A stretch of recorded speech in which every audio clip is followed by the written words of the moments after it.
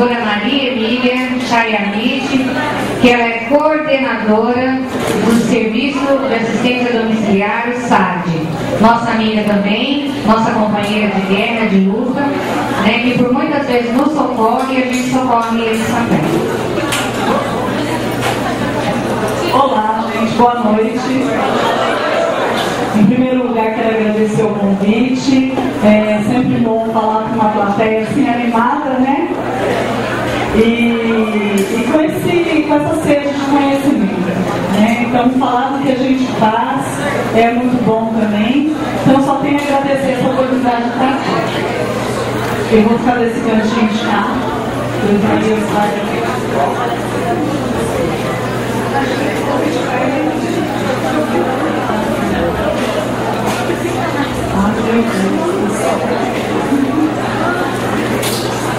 Então, gente, olha, a gente vai falar um pouquinho hoje sobre a assistência do paciente com ferida crônica, pensando em cuidados paliativos, pensando em paciente acamado, né? E o que a gente pode fazer para prevenção, além do tratamento, antes de tudo, prevenir a úlcera. Passa para mim, por favor. Então, assim, uma síntese rápida do que tem acontecido conosco no mundo, né? Não só no Brasil, mas no mundo. A questão dos avanços da pesquisa, avanços tecnológicos, né? Ciência. Com isso, um aumento de custo dessa assistência à saúde da pessoa, mas também uma preocupação nossa, nós enquanto profissionais, para dar melhor assistência para esses pacientes. Então, a gente sabe que existe uma tecnologia, a gente quer ter essa tecnologia para poder aplicar para o paciente, né? Também nós temos outros fatores que, em relação ao Código do Consumidor, que é uma questão que também está muito para a gente no nosso cotidiano. Então, tem a pressão da avaliação do serviço, a avaliação da prática dos profissionais, dos órgãos formadores, da pressão de busca, né, pela evidência na prática. Então, a gente também sente, enquanto profissional, que a gente tem que melhorar a nossa prática e buscar por evidência científica e não achismo. Eu acho que isso dá certo. Tudo pensando em relação ao tratamento ao paciente, tá? E outras coisas que também está diretamente ligado conosco é o nosso código de ética, o uso, falando em evidência científica, o uso de protocolos, de algoritmos institucionais, que eu sei que aqui a equipe daqui tem também os protocolos, tem os reloginhos de mudança de decúbito do paciente, né? Então isso é uma rotina, um protocolo baseado em evidência. Além do exercício profissional nosso da enfermagem, né? Eu sou enfermeira, eu acho que aqui tem a maioria de enfermagem aqui? Tem enfermeiras? Tem? Tá. Então a gente sabe que o carro forte da equipe de saúde é a enfermagem, né? Então é importante pensar a consulta do enfermeiro para poder trazer a qualidade dessa assistência ao paciente.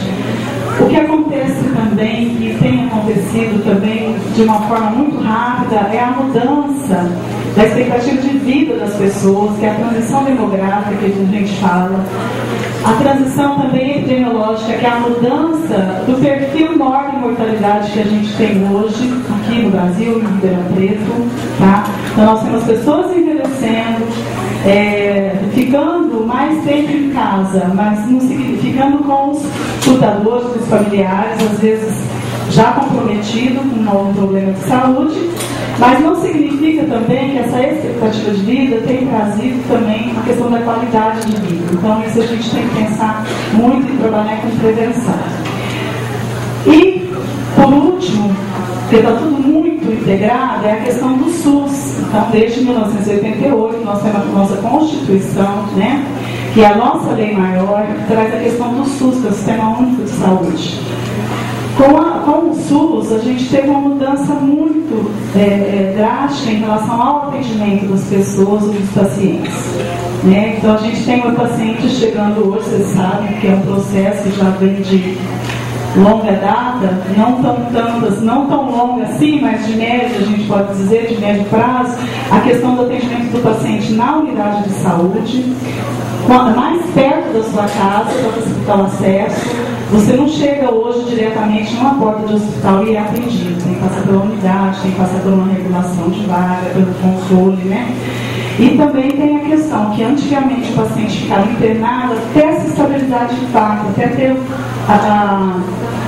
a autonomia e de fato conseguir tocar a vida dele. Hoje a gente tem o paciente saindo de alta sem estar com todas essas condições tão estáveis assim, né? Ou pronto para retornar à vida.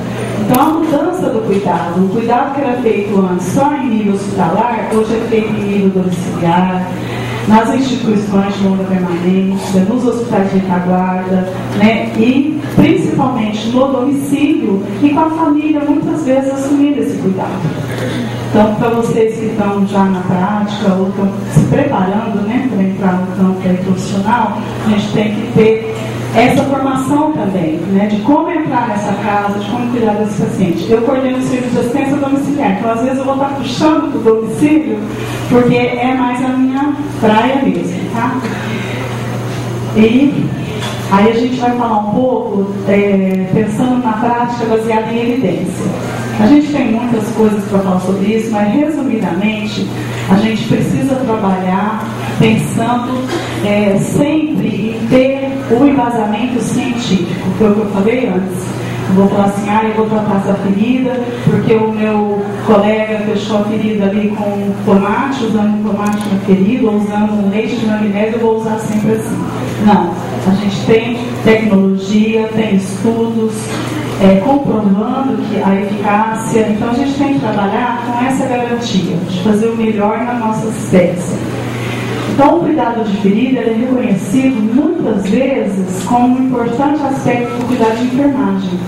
Então, tem lugares, tem países que fazem auditoria e que avalia esse cuidado através do cuidado de enfermagem. Então, fala-se da qualidade do serviço pelo cuidado prestado de enfermagem. Então, a úlcera por pressão, que é totalmente prevenida, muitos lugares utilizam a úlcera por pressão como uma indicação de qualidade daquele, indicador de qualidade daquele trabalho, daquele hospital, né? Então é importante a gente ter isso sempre em mente.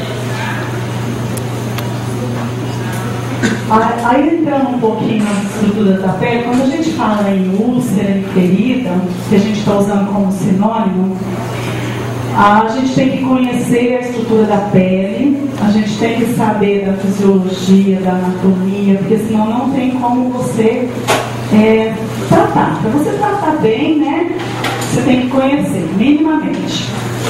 Então, a pele, ela constitui o maior órgão, né, que a gente tem do corpo. Ela é composta hoje, considerada já por duas camadas, epiderme e derme. Você quer uma ponteira, Lúcia? A epiderme é a superfície mais externa do corpo, com várias camadas de células, e possui os melanócitos, que dá a coloração na nossa pele. Outros pigmentos, como caroteno, absorção de cálcio, hemoglobina, intoxicação exógenas. Então, só para mostrar a importância que a gente tem com esse tecido, que é o maior que a gente tem, que é a pele. A próxima, a derme, a gente não passou por outro. Nós não passamos, que legal. Para letrinha branca. A gente mudou a cor da apresentação agora, por isso que estava tudo branquinho, eu acho que fica preto, fica melhor.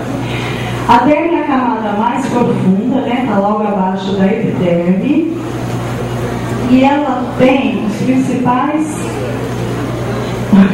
Pode voltar.